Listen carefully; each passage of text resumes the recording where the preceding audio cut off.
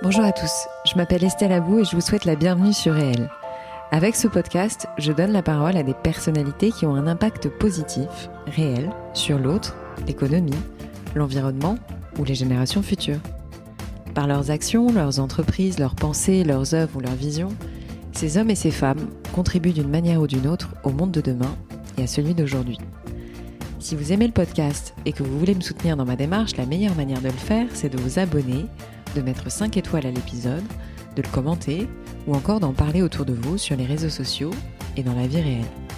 Alors je vous souhaite une très bonne écoute et on y va. Si vous m'écoutez depuis quelque temps, vous l'aurez compris, j'admire les entrepreneurs et entrepreneuses et plus globalement les créateurs et créatrices, tous secteurs confondus.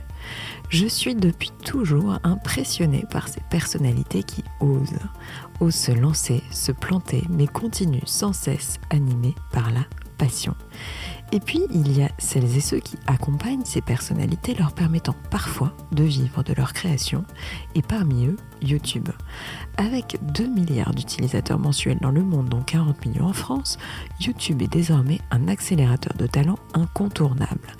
Et comme j'aime bien comprendre le pourquoi du comment des phénomènes de société, je vous propose une nouvelle conversation avec un des plus célèbres, voire le plus célèbre youtubeur, désormais producteur, auteur, réalisateur, avec plus de 14,2 millions d'abonnés à sa chaîne YouTube. Est-ce que vous avez deviné ? Oui, c'est lui, le seul et l'unique, Cyprien.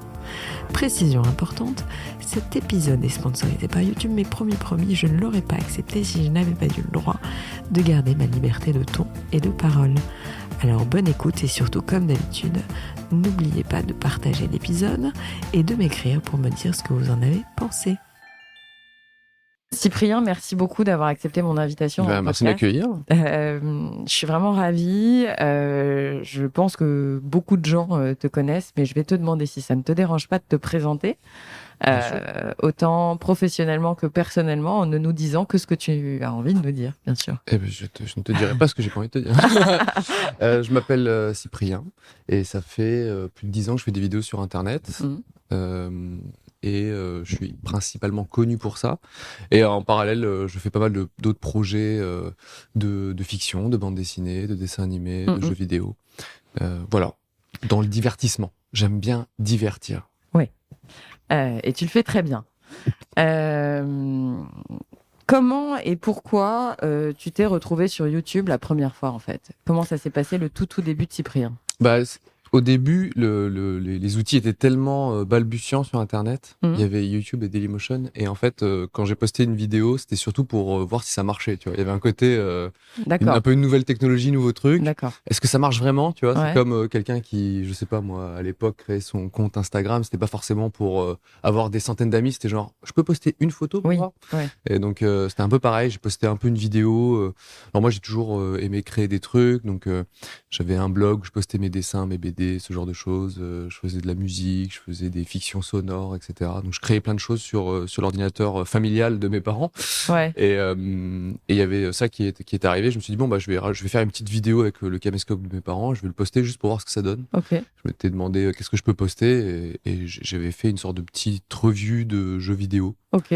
Un jeu vidéo que j'avais filmé ma console. Je racontais un peu ce que j'en pensais quoi. Ça durait 3 minutes et à la fin, ma console avait plus de batterie, elle s'est éteinte et je fais c'est la fin de la vidéo visiblement. Au revoir, tu vois. Et je mets ça en ligne. C'était ma toute première vidéo. On me voyait pas, on voyait juste mes mains. Ok.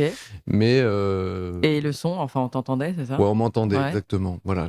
Et ça a marché parce que voilà, ça marchait bien. Tu postes et ça, les gens pouvaient le voir. Et je trouvais ça fascinant quoi, de me dire en fait, ça m'a comme créé une sorte de déclic. Ouais, je comprends. Je postais beaucoup de trucs sur Internet, plutôt des images, des dessins, des BD. J'adorais créer ce genre de choses. Mais les vidéos, pour moi, c'était impossible. Pour moi, les vidéos, c'était la télé, c'était le cinéma, c'était tu vois, il fallait qu'il y ait une qualité d'image, un fond, un décor, etc. ou en tout cas une équipe et des réseaux de diffusion, D'accord. etc. que tu maîtrises pas. Et là, je me suis dit, mais en fait, pourquoi ? c'est vraiment possible de faire ça tout seul. Et ça m'a créé un déclic total. J'ai fait ah ouais. Et là, en fait, c'est comme si j'avais une aire de jeu. Je comprends. Tu vois, une sorte de petit bac à sable, et c'est devenu Disneyland Paris dans la seconde, quoi. Tu vois, c'est genre, en fait, non, tu peux faire tout ça. J'ai fait, wow! Et donc, j'ai fait presque aussitôt, presque dans l'heure, je pense, j'ai commencé à filmer des trucs, quoi. J'ai posté mon truc, j'avais vu que ça marchait, et là, je commençais à filmer tout et n'importe quoi. Mes amis, ma famille, des vacances, des trucs, tout. Voilà. Ça devenait une sorte d'habitude quotidienne. Enfin, c'était un truc presque naturel, quoi. Non, parce que j'apprenais beaucoup de choses en montage, tout ça, c'était assez dur, tu vois. D'accord. Ça l'est aujourd'hui pour filmer, j'ai tous les réflexes et tout, mais il y a de ça 15 ans, c'était assez. Enfin, pour moi, tout était très nouveau et techniquement, c'était pas aussi simple qu'aujourd'hui en plus. Mais tu t'es formé tout seul et. Exactement. Ouais. Par contre, c'était obsessionnel parce que je pensais qu'à ça, quoi. Je me suis dit, qu'est-ce que je vais pouvoir filmer parce que ça m'amusait tellement, et encore aujourd'hui, ça m'amuse pareil. Donc, ouais, ça a commencé comme ça. Est-ce que tu aurais, voilà, juste un de tes meilleurs souvenirs du démarrage sur YouTube et un souvenir un peu moins sympa où tu t'es senti un peu, enfin, j'ai pas envie de dire le pire souvenir, tu vois, mais pour un truc, voilà. Je peux te dire le pire aussi. Hein. Moi, j'ai une émission qui s'appelle 301 vues, en direct tous les lundis soirs, et nous, on parle que des pires moments. Donc, si tu veux, j'ai l'habitude de les raconter ce genre de trucs. Mon meilleur souvenir du début, je vais te parler vraiment des toutes premières vidéos, mais j'avais posté une sorte de petite fausse review de l'iPhone quand c'était sorti il y a ça 15 ans, tu vois. Où j'avais fait croire que j'avais reçu l'iPhone, et en fait, j'avais juste imprimé l'iPhone 1, hein, je parle du 1. Hein. S'il y a des jeunes qui nous écoutent, okay. je crois qu'il y a des gens peu de mon âge qui m'écoutent sur ce podcast, ça va. Donc je parle bien de l'iPhone 1 que j'avais imprimé, que j'avais découpé, et je l'avais mis sur des Lego, mais genre un truc de 15 cm, tu vois, un truc énorme, quoi. Et je faisais croire que je l'avais reçu. Bien évidemment, ça se voyait que c'était des Lego. Et j'en faisais une petite review, je regardais, il peut faire ci, il peut faire ça, et je sais plus, je faisais un mec de la com qui faisait attends, mais ça marche pas. Je critiquais un peu le produit. Okay. J'aimais bien la technologie encore aujourd'hui, ça m'intéresse un peu. Et j'avais posté ça sur internet, et les gens trouvaient ça assez drôle. Ça faisait vraiment partie de mes premières vidéos, on va dire, sur internet. Et ensuite, moi j'habitais dans le sud de la France, et j'étais au lycée. Et on m'avait, il y avait un journaliste qui m'avait fait monter sur Paris pour justement découvrir l'iPhone avec lui pour un journal et tout. C'était un journal politique qui s'appelle FHM. Ouais. Et c'est un journal pour les... Bref. et du coup, là, je me suis dit, ah ouais, c'est fou, en fait. Ce que je poste depuis ma chambre, en fait, il y a vraiment des gens de partout en France qui peuvent le regarder et qui peuvent être intéressés, et des gens qui ont un métier, qui ça peut intéresser, etc. Et ça, je me suis dit, c'est la première fois que je me suis dit, ah ouais, c'est assez fou ce qui peut se passer, quoi. Ça, c'est mon meilleur souvenir. Mon pire souvenir, c'est, je pense, j'ai sorti une vidéo qui a pas du tout marché, et les gens s'étaient amusés à me critiquer avec une forte véhémence. Et c'était ma vidéo qui s'appelle Comme une merde, où c'était un clip de musique où je clash quelqu'un qui s'habille mal, et les gens ont dit ouais, c'est nul ta vidéo, etc. La musique j'aime pas et tout, et en fait les gens s'étaient amusés. Comme il y a de plus en plus d'avis négatifs, ça a entraîné d'autres gens à dire encore plus d'avis négatifs, et en fait c'était une spirale infernale d'insultes. Et là franchement j'ai passé genre une nuit, j'ai presque pas dormi, j'ai fait oh là là, qu'est-ce qui se passe et tout. Faut être sacrément costaud pour résister à tout cet afflux en fait d'interactions avec les gens, quoi. C'est impressionnant, autant dans le positif que dans le négatif, hein, finalement. J'ai toujours dit que je suis bien rodé, parce que dès le premier dessin ou le premier truc que j'ai posté sur internet, il y a de ça 15 ans, il y avait sur 3 commentaires, il y en avait déjà un qui disait ouais, mais c'était mieux avant, tu vois. Donc voilà, tu vois, 15 ans plus tard, je suis rodé, même si c'est vrai que les vagues parfois de commentaires négatifs, des gens qui essayent vraiment de te déstabiliser, de te blesser, juste parce que j'imagine ils s'ennuient, ou tu vois. Parfois c'est vrai que tu te dis ouais, les gars, vous êtes déter et tout. Je pense que mon meilleur allié, c'est le fait que ça fait longtemps que je suis là et je vois comment ça marche.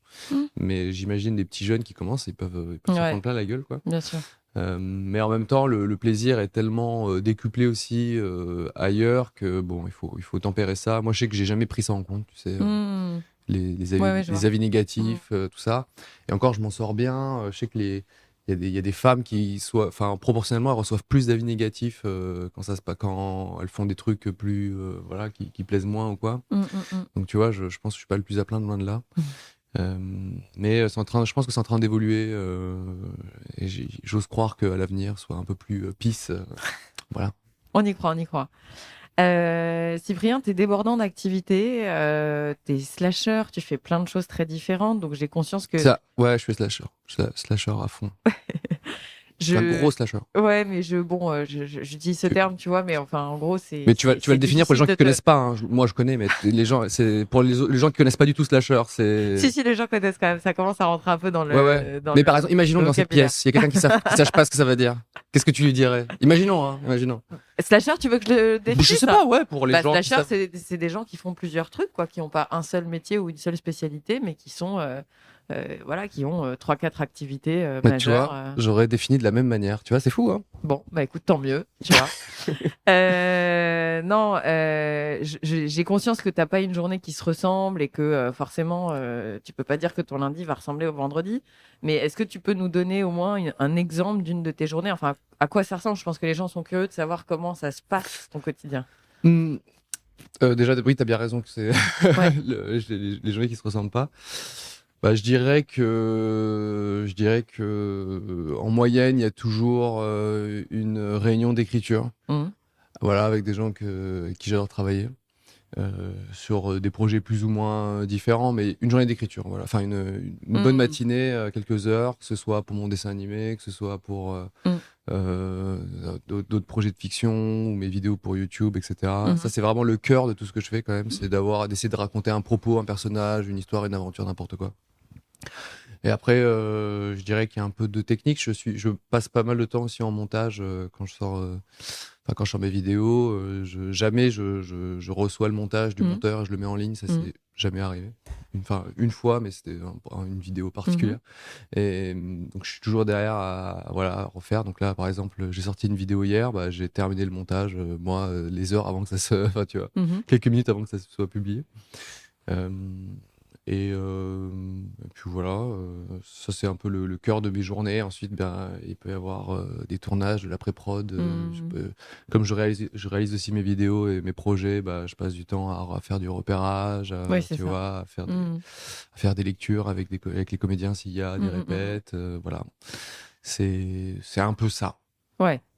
Euh, Est-ce que tu aurais un souvenir d'une de tes plus grandes fiertés, voilà, sur toute ton expérience? Est-ce que tu as un truc dont tu es vraiment fier, plus que les autres? Hmm, bah, moi, c'est là où je me sens très satisfait, on va dire. Je sais pas si c'est de la fierté, tu vois, mais quand j'initie mes projets ou quand je les mène à bien Mhm. et que je travaille avec des gens que j'admire, tu vois, Mhm. où Mhm. il y a de ça 10 ans, je me suis dit non, mais je pourrais jamais bosser avec eux, c'est impossible, tu vois. Pas mal les scénaristes notamment, tu vois, Mhm. des auteurs que j'adore et tout, et que aujourd'hui je connais bien et que j'admire tout autant. Mais ça peut être aussi parfois des producteurs ou tu vois. Et ça, ça, je m'en suis très satisfait. Je me suis dit, putain, je bosse avec des gens que je kiffe de ouf Mhm. et qui, voilà, m'aident enfin, ça me pousse vers le haut et voilà, je suis très content de ça. Et sans pour autant, j'aime pas ce terme parce qu'il est pas très sympathique et pas forcément très positif, mais est-ce que tu as une frustration, enfin un truc, tu vois, que t'as pas encore enfin, je me doute que tu as encore plein de projets à accomplir, mais ouais, on peut dire frustration, enfin un truc, tu vois, qui reste un peu en suspens, on va dire ça comme ça. Ouais, je sais pas, je peux peut-être dire, et encore, c'est pas, enfin, comment dire, j'arrive à avoir un peu de recul sur ça, mais je sais qu'il y a des gens qui vont dire, ah, Cyprien, le youtubeur, enfin, Mhm. je te dis ça parce que je vois parfois des commentaires, tu vois, qui disent ça. Mhm. Ils disent, ah, bah, il fait des vidéos sur YouTube, il évolue pas, etc. Et en fait, YouTube représente que peut-être, je sais pas moi, 20% de tout ce que je Mhm. fais. Mhm. Et la plupart de mes projets, ils prennent plusieurs années à se faire, tu vois. Par exemple, Ouais, un dessin bien animé, sûr. ça m'a pris 1 an et demi, tu vois. Là, on bosse sur d'autres trucs. Il y a un autre projet de fiction, par exemple, de long métrage, où là, ça fait genre 4 ans que je suis dessus, tu vois. Mhm. Et en fait, ça représente vraiment le gros de Bien sûr. l'activité. Ou même mon émission que j'ai tous les lundis soirs. Bref, en fait, je fais pas mal de trucs. Et du coup, les gens, alors je peux comprendre qu'ils peuvent pas tout savoir ce que je fais. Et puis, il y en a Mhm. plein que je garde secret et tout. Mhm. Mais du coup, ils s'en cantonnent que à ce qui sort immédiatement, Bien tu vois. sûr. et je peux pas me balader avec une pancarte en disant non, c'est sûr. hey les gars, je fais d'autres choses. Et je peux comprendre moi ce qu'ils pensent, tu vois, en se disant ouais c'est des vidéos YouTube et c'est tout. Ouais, Mais la vérité c'est que ça représente qu'une partie de mon de bien mes sûr. activités et de même de mon comment dire de mon énergie créative et tout, tu vois. Donc c'est juste ça où je me dis bah ça sera mieux quand mes autres gros projets sortiront, qu'ils se diront ah ouais en fait il a pas fait que des vidéos YouTube. Voilà. Alors moi j'ai 2 ados à la maison parce que je vis avec quelqu'un qui a 2 garçons ados.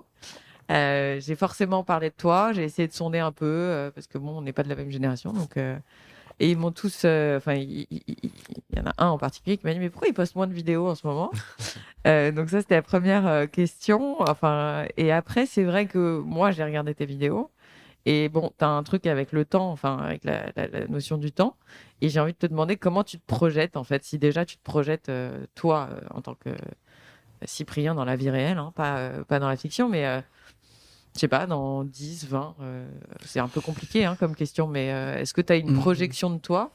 Mais j'oublie pas ma première question qui était pourquoi moins de vidéos? Bah, moins de vidéos, c'est vrai qu'il y a de ça 5-10 ans, j'en sortais plus, mais parce que je faisais que ça. Ouais, Tu vois. c'est ça. Je faisais que ça. Et en fait, tout évolue très vite, il y a des nouvelles tendances, des nouveaux trucs et tout ça. Et en fait, pour garder le plaisir de sortir des vidéos, moi j'ai besoin de faire d'autres choses à côté, d'autres choses créatives. Ouais, je vais pas faire du BTP ou de la boulangerie, tu vois, mais donc j'ai sorti une bande dessinée, j'ai une émission le lundi soir, j'ai sorti 2 jeux vidéo, on travaille sur d'autres, un projet de long métrage et tout ça.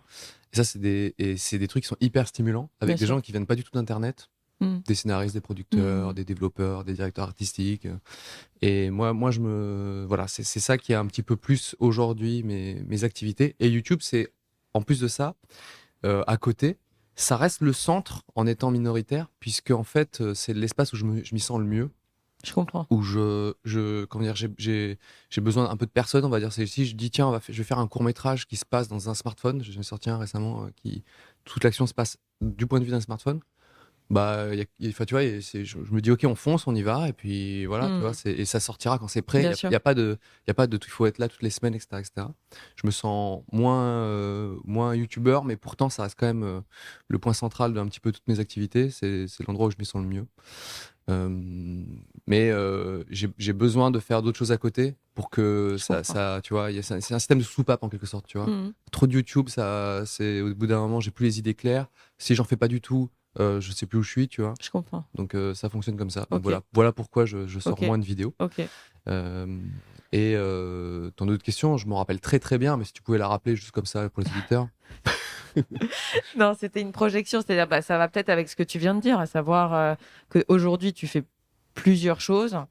Voilà, si je te demande comment tu te vois dans 10 ans, quelle est l'activité majeure, enfin, tu vois, si tu te projettes, est-ce que tu irais naturellement plus vers un secteur qu'un autre Est-ce que tu te dis, je sais pas, moi, que tu veux sortir un film de long métrage, que tu veux poser, enfin, il y a plein de possibilités, mais franchement,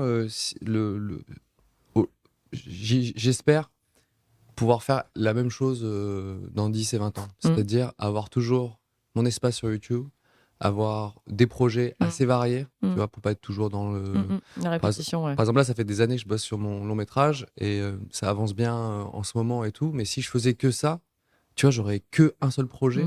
Et je pense, je sais pas, j'adorerais, mais de pouvoir varier ça avec d'autres projets.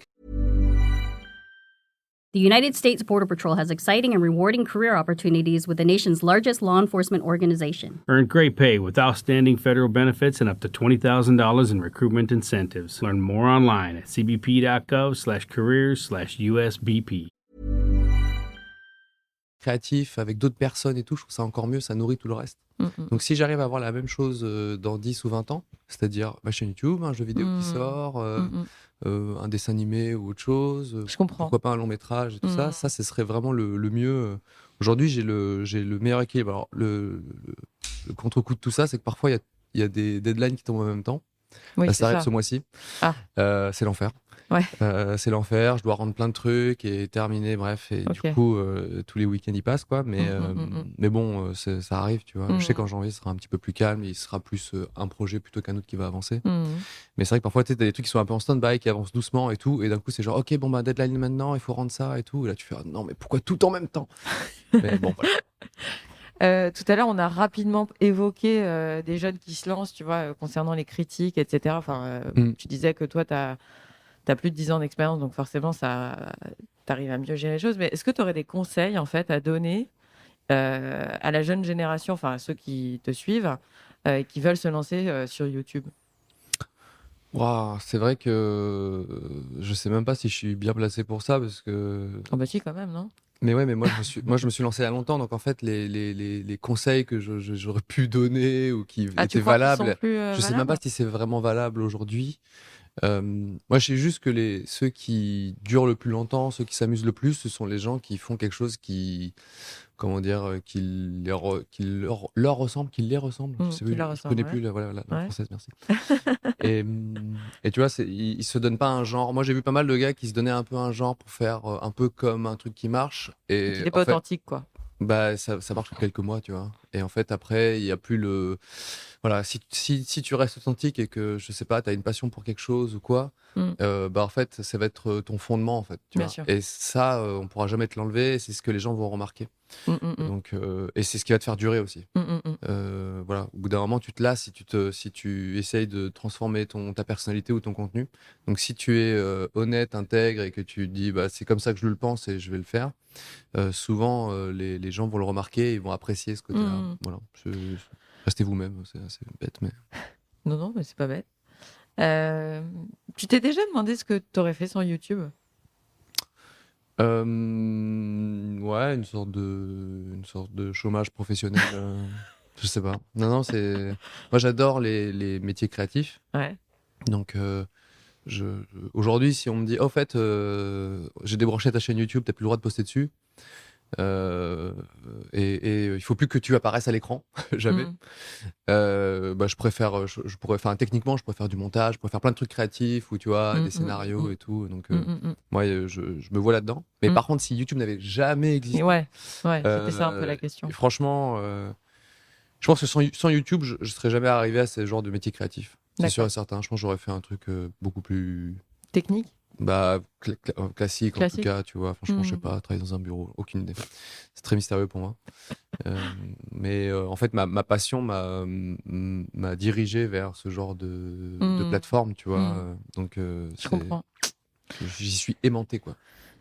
On a rapidement évoqué tout à l'heure tes travaux d'écriture, etc., avec des équipes, des gens avec lesquels tu estimes avoir de la chance de travailler. Mais moi, ma question, c'est comment t'es passé du step de créateur, ou en tout cas de youtubeur, à entrepreneur, tu vois, parce qu'aujourd'hui, on peut dire que tu es entrepreneur, puisque forcément, tu fais travailler des gens, tu as impulsé des projets, tu as créé quelque chose, etc. Donc, ma question, c'est comment tu sens... Alors, ça s'est certainement fait progressivement, ça s'est pas fait du jour au lendemain.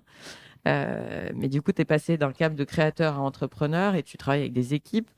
Je suis assez curieuse de savoir comment ça se passe, en fait. Tu vois, tu nous parlais des réunions de travail, d'écriture, etc. Mais est-ce que tu te sens chef d'entreprise? Est-ce que tu n'as pas du tout ce sentiment? Comment ça se passe? Je me sens pas du tout chef d'entreprise.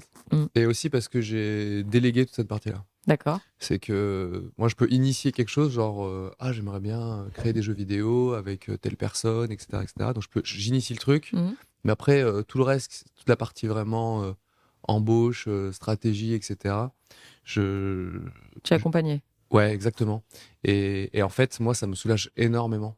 Parce que je reste focus sur toutes mes activités créatives. D'accord. Et tu t'es fait accompagner à partir de quel moment? Bah, bonne question. Ça arrivait un petit peu en fonction des activités, tu vois, elles sont pas toutes lancées en même temps. Que ce soit mes vidéos YouTube, les deals commerciaux qui sont liés aux activités de YouTube ou autres. Enfin, le jeu vidéo, le truc, etc. C'est tout ça est arrivé à différents moments. Ouais. En fait, quand on me soulage de toute une partie très, comment dire, très financière et organisationnelle et administrative, etc., mieux ça se passe pour moi. Je prends un exemple tout bête, mais j'ai fait une BD avec Dupuis, j'ai sorti 3 tomes, et aussi un dessin animé et tout ça. Et ben derrière, il y avait quand même une éditrice et des gens, enfin tu vois, qui voilà. Et moi, je me suis juste occupé de faire mes blagues et de superviser un petit peu l'artistique de la BD. Et c'est comme ça que ça se passe le mieux du mieux, quoi. Et pareil pour je sais pas moi, ma boîte de jeux vidéo, ma boîte de prod ou quoi, moi je m'occupe vraiment de l'artistique et tu vois, le fondement de tout ça, mais tout le reste est quand même épaulé par d'autres personnes, et moi ça c'est... Donc tu as une équipe, en fait, une sorte d'équipe, j'aime pas parler comme ça, mais de garde rapprochée, enfin de gens qui font des trucs. Oui, c'est les mêmes personnes, depuis des années, en qui tu as confiance. Exactement. Okay. Et qui, eux, à l'inverse, sont pas très créatifs non plus. Donc, tu vois, il y a une complémentarité extrême là-dedans. Et ce genre de rencontre, pour moi, c'est primordial pour moi. Je connais d'autres gens qui sont de l'univers de YouTube et tout, et qui ont cet aspect plus business, et tu vois, stratégique, développement et tout. Mais ça, c'est pas mon cas, quoi. Est-ce que tu aurais des références audio, vidéo, des personnalités que tu suis, enfin, tu vois, des trucs qui te nourrissent au quotidien, enfin, des gens que tu adores. Je suis abonné à des centaines de personnes sur YouTube. C'est abusé. Moi, ma page d'abonnement sur YouTube, c'est des dizaines et des dizaines de personnes, des Français, des Américains, des trucs en tout genre. Et du coup, je me nourris de tout ça. En fait, parfois, si tu me vois, t'arrives dans mon bureau et que tu me vois en train de regarder une vidéo YouTube, tu sais pas du tout ce que ça va être, tu vois. Ça peut être tout et n'importe quoi. Mais c'est souvent des trucs qui sont quand même un peu liés au milieu, tu vois. Je travaille par exemple sur un projet avec un robot en ce moment. Et je regarde des gens qui font des maquettes de robots, des gens qui font de la robotique, mais de tout et n'importe quoi. Et on se dit, mais pourquoi tu regardes ça? Tu perds ton temps. Et en fait, non, ça me nourrit énormément. Donc voilà, moi je suis un peu, c'est un truc que j'adore sur Internet, sur YouTube, c'est que tu trouves tout et n'importe quoi, et des gens qui, comment dire, partagent leur passion, et ça, je trouve ça formidable. Et ensuite, t'as forcément des référents, enfin tu vois, des gens que t'adores, ou c'est Alain Chabat. Moi, c'est bien évidemment. J'ai interviewé sa fille dans le podcast. C'est vrai. Et oui, pour moi, pour ce que ça raconte dans l'humour, dans les mises en scène, dans même ses films, il y a toujours un côté, enfin, il fait attention à ses personnages, et c'est toujours très tendre, en fait, vers le genre humain. Donc, et je suis très d'accord avec cette vision-là, quoi. C'est du rire, et c'est touchant. Et c'est marrant, j'imaginais pas que tu allais citer quelqu'un de plus vieux que toi, tu vois. Ah ouais? Ouais. Non, je pensais que tu allais me citer des gens, je sais pas, de ta génération, ou tu vois, mais non, mais c'est cool, hein, j'ai pas... Mais peut-être tu vois, pas forcément des Français, mais je sais pas. Après, c'est sûr que, comment dire, Alain Chabat, il sort un film tous les 5 ans, donc je vais pas, c'est sûr, c'est pas ce que je regarde en boucle tous les jours, mais pourtant, en fait, à un moment, tu dois faire des choix dans ta vie sur comment dire, ce que tu racontes, comment tu le fais, etc. Ouais. Et moi, je suis hyper d'accord, et je trouve ça inspirant, je comprends. sa vision, quoi. Est-ce que tu as des créations en cours dont tu peux nous parler? Parce que je sais qu'il y a forcément des trucs secrets, mais est-ce que tu veux nous parler de certains projets en cours? Donc là, tu m'as parlé d'un robot. Ouais, non, mais j'ai déjà vu un truc avec un robot. Il y en a, c'est vrai. Qu'est-ce que je peux dire? Malheureusement, pas grand-chose. Ok. Voilà.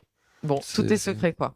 Tout est. Mais alors, au moins une échéance ou un truc. Mais on refera une émission, si tu veux, bientôt, quand ce sera tombé, tout sera greenlighté, etc. Je te dirai toute la liste. Ok, pas de problème. Mais c'est cool, hein. Tant mieux si tu as des choses secrètes. Ça veut dire que ça travaille. Ouais. Bon, écoute, on va pas tarder à clore. Voilà, à chaque fois je dis clôturer, mais c'est clore. Elle est horrible, la langue française. Ouais. Elle est compliquée. Mais je crois que c'est clore. Non, c'est clore. En fait, c'est toujours les mêmes questions que je pose à mes invités à la fin des interviews. C'est est-ce que tu auras un coup de cœur récent, un coup de gueule récent, ou pas forcément récent. Et troisième question, tu vas, à mon avis, te foutre de moi, mais c'est pas grave, je prends. J'adore ça. Oui, je trouve que tu restes un peu sérieux quand même depuis le début. Quelle est ta vision de la France? C'est pas une question politique, c'est vraiment un feeling de... Alors, j'ai une mémoire incroyable. Donc, alors, la première question... coup de cœur récent. Ça peut être Ce que tu veux. Un Ouais. livre, une pièce de théâtre, un film.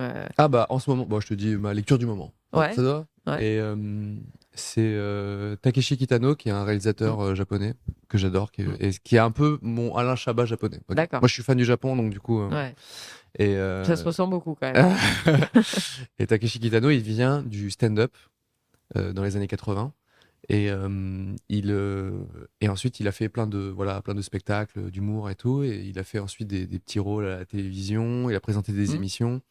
Il a fait du cinéma en tant que réalisateur, beaucoup de films absolument formidables. Il a sorti un jeu vidéo. Il a fait une émission absolument débile que tout le monde connaît. Enfin, c'est des jeux où les Japonais ils tombent dans la boue, ils galèrent et tout. Ça, c'est hyper connu. En fait, cet artiste-là, il m'inspire énormément parce qu'il fait plein de trucs différents. Et il le fait vraiment selon son intégrité, ce qu'il pense et tout. Donc chaque projet est quand même hyper singulier du reste, tu vois. Quand il fait un film, c'est un film de Kitano. Quand il fait un jeu vidéo, c'est un jeu vidéo des années 80-90, hein, donc c'était à l'époque sur les premières consoles. Il est singulier au possible. Bref, et j'adore ce truc où être créatif, c'est juste, tu vois, utiliser sa sensibilité pour mettre en scène d'une manière ou d'une autre, que ce soit. Voilà. Et il a écrit des livres. Et je suis en train de lire, j'étais même pas au courant qu'il avait écrit des livres. Mais genre un roman, enfin c'est. Et en fait, il raconte son histoire au début quand il a commencé le stand-up. Okay. Donc c'est un genre d'humour très particulier qui s'appelle le manzai. C'est deux humoristes qui font un peu un ping-pong d'humour où ils discutent un peu ensemble et en même temps ils s'adressent à l'audience. C'est très codifié, hein, c'est le Japon, hein, tu sais. Et il explique comment il est arrivé là-dedans, tu vois. Et donc son roman, il est formidable, il s'appelle Asakusa Boy. Attends, c'est ça, Asakusa Boy, je crois. Donc c'est un peu quartier de Tokyo, Asakusa, hyper connu. C'est là où il y a le temple le plus connu là-bas. Et du coup, il faisait ses trucs de stand-up là-bas. Et donc, je suis en train de lire ça et ça me fascine parce que ça raconte le début de tout ça et comment finalement il s'est construit. Lui, il était juste étudiant et il s'est dit je vais faire du stand-up et c'est devenu la plus grande star du Japon. Donc là, voilà, c'est passionnant, tu le vois, avec une sorte de mentor qui lui parle mal et en même temps, il l'invite à manger. Enfin, il y a ce truc passif-agressif avec son mentor, j'adore. Donc voilà, ça, c'est ma petite reco du moment. Je suis plongé dedans et en plus, comme les frontières sont fermées, j'y vais habituellement tous les ans au Japon parce que c'est un peu ma petite soupape où c'est un endroit qui me fait rêver, quoi. Et du coup, là, j'ai l'impression d'y retourner un petit peu, tu vois, sans prendre l'avion. Ok. Ton autre question, c'était un coup de gueule. Un coup de gueule. Un coup de gueule, bien évidemment. Ouais. Oui. Je savais, c'est juste que les auditeurs, ils retiennent rien. Un coup de gueule. Non, bah. Quoi. T'es pas obligé d'en avoir, hein. Non. Je trouvais que sur bon, spécialement Twitter, mais il y avait pas mal de gens assez agressifs. Et j'ai vu des. À ton encontre tu parles ou à mon encontre, mais ça, c'est presque pas très important. Mais j'ai vu notamment, en fait, c'est surtout ça qui m'a choqué. Lena Situation, une influenceuse qui sévit beaucoup sur YouTube et aussi ailleurs. Et elle a dévoilé un tout petit peu sa vie privée avec, elle a montré elle était en couple avec un tel, etc. Bref. Et en fait, tout le monde s'est fait un avis sur elle, son couple, sa personnalité, ses trucs. Et l'ont harcelé littéralement sur Twitter. Du coup, elle a supprimé son compte Twitter parce qu'elle s'est dit je veux plus lire quoi que ce soit sur voilà. Et je me dis pas YouTube, pardon, mais Internet c'est pas fait pour ça, tu vois. Bah, bien sûr. Et donc je me dis les gars, venez, on se concentre juste sur la création, sur le plaisir de partager et pas du tout sur j'invente la vie des autres pour pouvoir les mettre plus bactères. Voilà, ça c'est mon coup de gueule récemment. Quand j'ai vu qu'elle a supprimé son compte Twitter, je me suis dit c'était plus supportable de lire ce que les gens écrivent sur toi, quoi, finalement, sur elle. Et donc je me suis dit ah ouais, c'est que ça va trop loin. Les gens vont trop loin. Bah, ça va trop loin parce que ça devient un danger de dévoiler des trucs assez basiques. Donc, et en plus de ça, je t'assure qu'elle contrôle, tu vois, de ouf. Donc elle a donné juste un tout petit bout.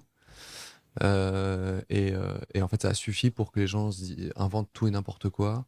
Et ça engraine d'autres personnes et ils se disent ah c'est marrant d'être méchant, bah vas-y moi aussi je vais essayer d'être plus méchant. En fait ça devient une spirale infernale. Pour elle ça a été voilà, bref, je trouvais pas ça cool sur Internet. D'ailleurs toi t'es très secret, enfin tu tiens à conserver ton intimité, ta vie privée, enfin c'est important pour toi. Ouais, bah en fait, c'est pour un peu pour les mêmes raisons. C'est Ouais. que je sais que les gens peuvent se faire des avis sur tout et n'importe quoi. Je suis jugé en permanence sur ce que je poste. Les gens peuvent poster des commentaires en disant c'est bien, c'est pas bien et tout. Je supporterais pas que les gens aient un avis sur mon entourage, Bien sûr. sur mes amis, ma famille ou quoi. Donc je le garde très, très secret. Mm, mm. Je peux dire des anecdotes, mais qui m'est pas, enfin qui dévoilent pas trop non plus, tu vois. Non, c'est hyper important et ça, c'est dès la première seconde. C'est moi qui ai choisi d'être un personnage public, on va dire, en tout cas de m'exposer. Mon entourage ne l'a pas choisi. Bien Donc, sûr. s'ils veulent le faire, ils le feront. S'ils veulent pas le faire, enfin, tu vois, c'est à moi de les sûr. préserver de ça, quoi. Bien sûr. Donc, pour moi, c'est très important. Je Mais c'est pas comprends. la vision de tout le monde. Et d'ailleurs, les tendances vont plutôt à dévoiler sa vie privée pour entretenir du contenu, voilà, du lifestyle, etc. Moi, c'est pas ma manière de créer tout ça. Donc, je mets un petit voile de secret là-dessus. Je comprends. Et la troisième question, Et donc, c'était ta vision de la France. la vision de la France. Un feeling. C'est bah, pas, encore une fois, je te dis, il n'y a pas de ouais. politique là-dedans. Hein, c'est pas.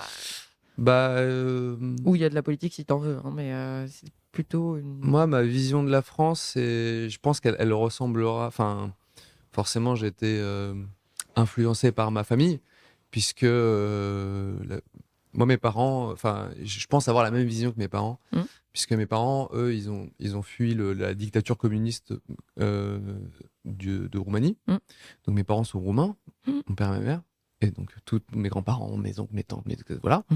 Et ils sont arrivés en France parce que la Roumanie, c'est un pays latin, parmi tous ces autres pays slaves autour de ça.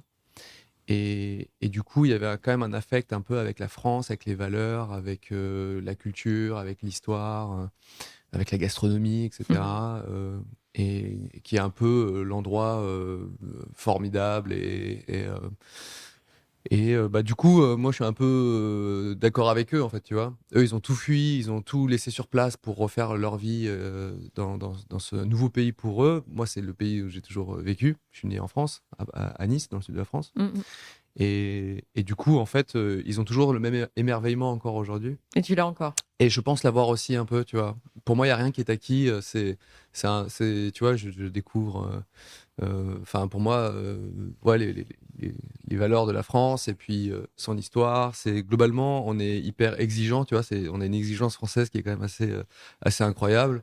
Et pour avoir voyagé un petit peu, c'est vrai que c'est assez typique de la France, quoi. Globalement de l'Europe, mais spécifiquement de la France, je pense. Et moi, je trouve ça fascinant, quoi. C'est une mentalité que je trouve incroyable dans tout ce qu'on fait, que ce soit dans le sport, que ce soit dans la gastronomie, que ce soit dans ce que tu veux, dans la technologie, dans la culture, voilà. Et ça, je suis assez d'accord avec ces valeurs-là, quoi. Est-ce que tu aurais envie d'ajouter quelque chose? Une question que je t'ai pas posée, un message que tu as envie de faire passer, une remarque, je sais pas. T'es pas obligé. Abonnez-vous à ma chaîne YouTube, voilà. Plein de vidéos qui sont prévues. Et non, j'ajouterais que je te remercie pour cette interview. Merci à toi, Cyprien. C'était très plaisant. Et j'adore parler de moi, parce que je suis très mégalo. Donc, si tu vas très convivial. Voilà. Ok, super. Merci beaucoup. Bonne continuation à toi. Et puis, on a hâte d'en savoir plus sur tes prochains projets. Ça marche. Bye bye.